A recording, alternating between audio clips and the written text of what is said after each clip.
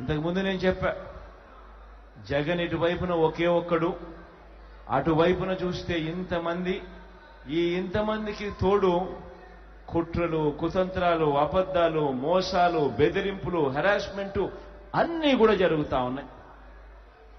మరి ఇంతమందితో, ఇన్ని కుట్రలతో, ఇన్నిన్ని ఇబ్బందుల మధ్య మీ జగన్, మీ అన్న, మీ తమ్ముడు తట్టుకొని నిలబడగలుగుతా ఉన్నాడు అనంటే కారణం వాళ్లకు ఈనాడు ఉండొచ్చు, ఆంధ్రజ్యోతి ఉండొచ్చు, టీవీ5 ఉండొచ్చు, కానీ మనకు సోషల్ మీడియా ఉంది.